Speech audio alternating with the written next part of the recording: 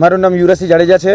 છેલ્લા ઘણા સમયથી આપણે ગુજરાતની અંદર જોઈએ છે કે નકલીઓની ભરમાર ચાલી રહી છે અને આજથી થોડા સમય પહેલાં અમે નકલી દૂધ જે છે એટલે કે સફેદ દૂધનો જે કાળાબજારી કરે છે એનો પર્દાફાશ કર્યો હતો। વડિયા ખાતેથી અમે એક ટેન્કર પકડ્યું હતું અને એ ટેન્કરની અંદર કેમિકલયુક્ત દૂધ એ જાણવા મળ્યું હતું। એ જ પ્રકારે આજે વિસાવદરના લેરિયા ખાતેથી જે ટેન્કર નીકળે છે સવારના 5 વાગે, જેના માલિક દેવાભાઈ ભરવાડ છે અને એ દેવાભાઈ ભરવાડના ત્યાંથી દૂધ નીકળી અને સવારે 7 વાગ્યાની આસપાસ જે જૂનાગઢની જે સોરઠ એટલે કે ગિરનાર ડેરી છે એ ડેરીની અંદર ખાલી કરવામાં આવે છે।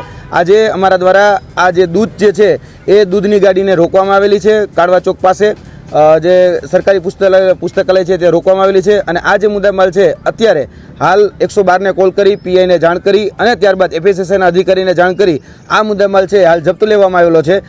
અમને પૂરેપૂરી શંકા છે કે આ દૂધ જે છે એ કેમિકલયુક્ત દૂધ છે, એટલે આની અંદર કયા કયા પ્રકારના એડલ્ટ્રેશન કરવામાં આવે છે, કયા કયા પ્રકારના કેમિકલનો ઉપયોગ કરીને આ દૂધ બનાવવામાં આવ્યું છે તેની તપાસ થવી ખૂબ જરૂરી છે। છેલ્લા ઘણા સમયથી જોઈએ છે કે ગુજરાત ખાસ કરીને કેન્સરનું હબ બનતું જાય છે। કેન્સર હોય કે પછી કિડનીના સૌથી વધારે કેસ એ ગુજરાતની અંદર જોવા મળે છે, તો એની પાછળ ક્યાંક ને ક્યાંક અમને લાગી રહ્યું છે કે મુખ્ય જે કારણ છે એ મુખ્ય કારણ આ કેમિકલયુક્ત દૂધ છે। આજે આ દૂધ જે છે એ અત્યારે જૂનાગઢની સી ડિવિઝન ખાતે જપ્ત કરવામાં આવેલું છે। અમે રાહ જોઈ રહ્યા છીએ કે એફએસએસઆઈના અધિકારી જલ્દી આવે અને આની યોગ્ય તપાસ કરે।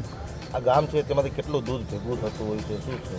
ખાસ કરીને જોવા જઈએ તો આ ગામમાં અમે તમને આપીશું પળે-પળના સમાચાર। જો તમે અમારા નિર્ભય માર્ગ ન્યૂઝ ચેનલને સબસ્ક્રાઇબ કર્યું નથી તો અત્યારે જ નીચે આપેલા આઇકોન બટન પર ક્લિક કરીને સબસ્ક્રાઇબ કરો અને શેર કરવાનું ભૂલશો નહીં।